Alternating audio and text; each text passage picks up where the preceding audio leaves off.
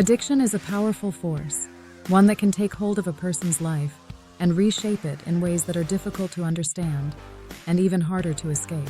But what exactly is addiction? At its core, addiction is a complex brain disease that affects the way a person's brain processes pleasure, motivation, and reward. It's a condition that compels individuals to continue using a substance or engaging in a behavior despite harmful consequences. Addiction comes in two primary forms: substance addiction and behavioral addiction. Substance addiction involves the dependence on drugs or alcohol. Behavioral addiction, on the other hand, refers to compulsive engagement in activities like gambling, gaming, or even shopping. Behaviors that might seem harmless or enjoyable at first, but can become consuming and destructive over time. The impact of addiction extends far beyond the individual. It affects families, communities, and society as a whole. In the United States alone, millions of people struggle with addiction, leading to a ripple effect of social, economic, and health challenges. Addiction doesn't discriminate. It can affect anyone, regardless of age, gender, background, or social status. But what makes addiction so powerful? Why is it so difficult to break free from its grip? The answers lie deep within the brain's intricate wiring, where addiction takes root and flourishes. Understanding what happens in the brain during addiction is key to unraveling the complexities of this condition and finding pathways to recovery. Chapter 2: The Brain's Reward System, Pleasure's Pathway.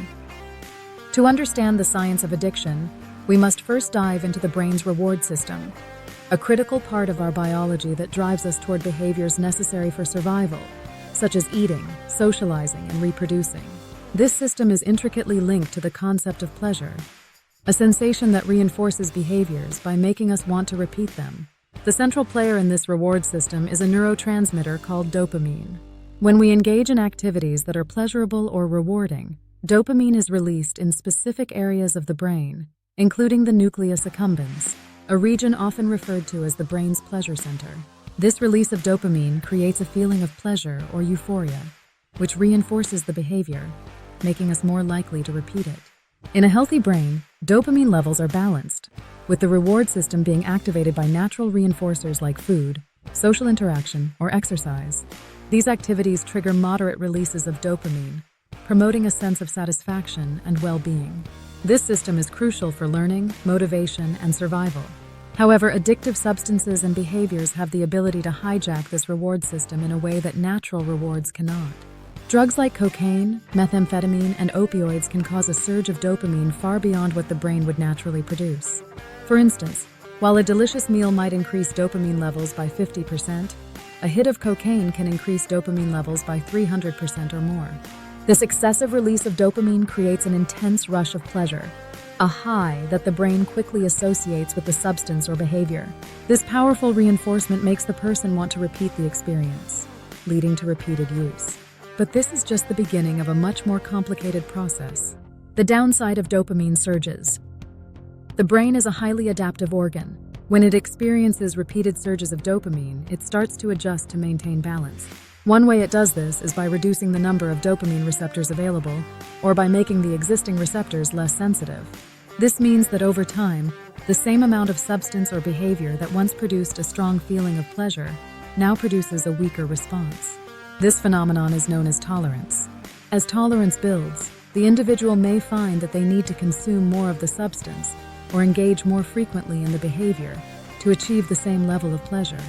This leads to a cycle of increasing use, which can quickly spiral out of control. But the changes in the brain don't stop there. The overuse of dopamine pathways can start to erode the brain's ability to experience pleasure from natural rewards. Activities that once brought joy, such as spending time with loved ones, eating a favorite meal, or pursuing hobbies, become less enjoyable. This shift is known as anhedonia, and it's a hallmark of addiction. The individual becomes increasingly focused on the addictive substance or behavior, as it seems to be the only source of pleasure, even as it causes significant harm to their life. Chapter 3: The Hijacking. From Choice to Compulsion. As addiction takes hold, what began as a voluntary choice, whether to use a drug, drink alcohol, gamble, or engage in another behavior, progresses to a compulsion. This transition is driven by profound changes in the brain's circuitry, particularly in areas involved in decision-making, impulse control, and emotional regulation. The prefrontal cortex and decision-making. The prefrontal cortex is the part of the brain responsible for rational thought, decision-making, and self-control. It's the region that helps us weigh the pros and cons of a situation, consider future consequences, and exert self-discipline. In a non-addicted brain, the prefrontal cortex works in harmony with the reward system to make balanced decisions about when to seek pleasure and when to refrain. However, chronic exposure to addictive substances or behaviors weakens the prefrontal cortex's ability to perform these functions. The balance shifts in favor of the reward system, making it harder for the individual to resist cravings or think logically about the consequences of their actions. This is why, even when faced with severe consequences, such as health problems, relationship issues, or legal trouble, a person with addiction may continue to use the substance or engage in the behavior. This impaired decision-making is not a matter of weak willpower. It is a result of the brain's altered chemistry and structure. The prefrontal cortex's diminished control allows the more primitive parts of the brain, such as the limbic system, to dominate, driving behavior based on immediate gratification rather than long-term well-being. Cravings and compulsions. Cravings are another key feature of addiction. These intense urges are not just psychological, they are rooted in the brain's biology. Cravings are driven by changes in brain circuits that create a sense of need or desire for the addictive substance or behavior. They can be triggered by various factors, including environmental cues, such as being in a place where the substance was used, emotional states, like stress or depression, or even thoughts associated with the substance or behavior. As addiction progresses, these cravings become more frequent and more intense. The brain's reward system starts to prioritize the addictive substance or behavior over other activities, reinforcing the compulsion to use. This is why addiction is often described as a chronic relapsing disease. Even after periods of abstinence, individuals can experience powerful cravings that lead to relapse, especially if they are exposed to triggers. Genetics, environment, and risk factors. While anyone can develop an addiction, some people are more vulnerable than others. This vulnerability is influenced by a combination of genetic, environmental, and developmental factors. Genetics. Research has shown that genetics can account for about 40–60% of a person's susceptibility to addiction. Individuals with a family history of addiction are more likely to develop the condition themselves. Specific genes involved in dopamine regulation, stress response, and impulse control may increase the risk. Environment. Environmental factors also play a significant role. For example, growing up in a household where substance use is normalized, experiencing trauma or abuse, or being exposed to high levels of stress can increase the likelihood of developing an addiction. Peer pressure and social environment, particularly during adolescence, can also contribute. Mental health.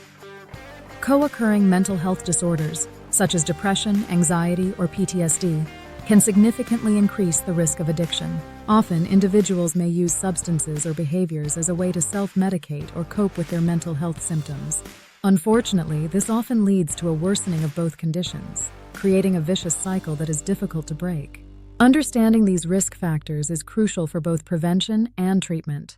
It helps identify individuals who may be at higher risk and allows for early intervention strategies to be put in place. Chapter 4. The withdrawal. The body's protest. Withdrawal is one of the most challenging aspects of addiction, representing the body's response to the sudden absence of the substance or behavior it has become dependent on. Withdrawal symptoms can be both physical and psychological, and can vary in intensity depending on the substance involved, the duration of use, and the individual's overall health. Physical symptoms of withdrawal. Physical withdrawal symptoms are the body's way of protesting the absence of a substance it has come to rely on. These symptoms can range from mild to severe, and are often specific to the substance. Alcohol withdrawal can cause symptoms such as tremors, sweating, nausea, vomiting, headaches, and, in severe cases, seizures and delirium tremens, a potentially life-threatening condition characterized by confusion, hallucinations, and severe agitation. Opioid withdrawal symptoms include muscle aches, restlessness, anxiety, diarrhea, vomiting, cold flashes, and involuntary leg movements. While opioid withdrawal is rarely life-threatening, It is extremely uncomfortable and can drive individuals back to drug use to alleviate the symptoms. Stimulant withdrawal, such as from cocaine or methamphetamine, may result in fatigue, depression, sleep disturbances, and intense cravings. The duration of withdrawal varies depending on the substance and the individual. Some symptoms may last for days, while others can persist for weeks or even months. Psychological symptoms of withdrawal. The psychological aspects of withdrawal can be just as debilitating as the physical symptoms. Common psychological symptoms include anxiety, depression, irritability, mood swings, and insomnia. These symptoms are driven by the brain's adaptation to the absence of the substance or behavior it has grown accustomed to. One of the most significant psychological challenges during withdrawal is the intense cravings that accompany it. These cravings are a powerful force that can lead to relapse, as the individual may use the substance or engage in the behavior again, simply to alleviate the discomfort. The cycle of addiction. The experience of withdrawal often reinforces the cycle of addiction. The fear of going through withdrawal symptoms can prevent individuals from seeking help, leading them to continue using the substance or engaging in the behavior to avoid the pain. This is why professional help is so crucial during the withdrawal phase. The importance of professional help. Detoxification, often referred to as detox, is the first step in many addiction treatment programs. Detox involves the process of allowing the body to rid itself of the addictive substance while managing the symptoms of withdrawal. It is typically conducted under medical supervision to ensure the safety and comfort of the individual. In some cases, medications may be prescribed to help manage withdrawal symptoms and reduce cravings. For example, medications like methadone or buprenorphine are used in opioid detox to ease withdrawal and prevent relapse. For alcohol withdrawal, benzodiazepines may be used to prevent seizures and calm the nervous system. Supportive care, including counseling and therapy, is also essential during withdrawal. These services provide emotional support, coping strategies, and help individuals begin to address the underlying issues that contributed to their addiction. Withdrawal is often the most daunting hurdle on the road to recovery, but with the right support and treatment, it is possible to overcome it. Once through the withdrawal phase, individuals can begin the process of rebuilding their lives and moving toward lasting recovery. Chapter 5. Breaking Free. Treatment and Recovery.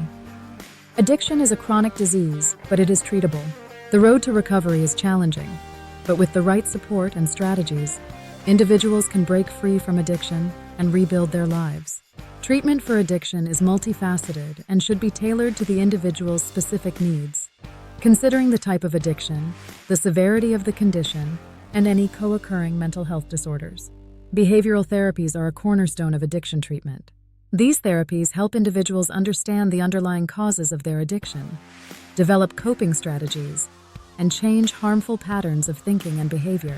Cognitive behavioral therapy, CBT, for example, is widely used to help individuals recognize and combat the triggers that lead to addictive behaviors. Medication-assisted treatment, MAT, is another critical component, especially for substance addictions like opioid use disorder or alcohol dependency. MAT combines FDA-approved medications with counseling and behavioral therapies, a comprehensive approach that addresses all aspects of a person's life, physical, emotional, social, and spiritual, is often the most effective. Recovery is a lifelong process, and it's important to remember that relapse does not mean failure. It's a common part of recovery, and with the right strategies and support, individuals can overcome setbacks and continue on their path to healing.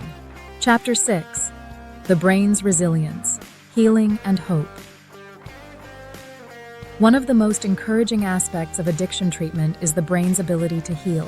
While addiction can cause profound changes in brain structure and function, recovery allows the brain to gradually restore balance and repair itself. Neuroplasticity, the brain's ability to reorganize and form new connections, plays a key role in this recovery process. With time, treatment, and sustained abstinence, the brain's reward system can begin to normalize, reducing cravings and making it easier for individuals to make healthier choices. The prefrontal cortex can regain its ability to manage impulses and support rational decision-making. This resilience is a powerful testament to the brain's capacity to recover from the damage caused by addiction. Successful recovery stories highlight the potential for change and the possibility of a fulfilling life after addiction. These stories of resilience and transformation serve as a beacon of hope for those still struggling. They show that with determination, support, and the right treatment, it is possible to overcome addiction and regain control over one's life.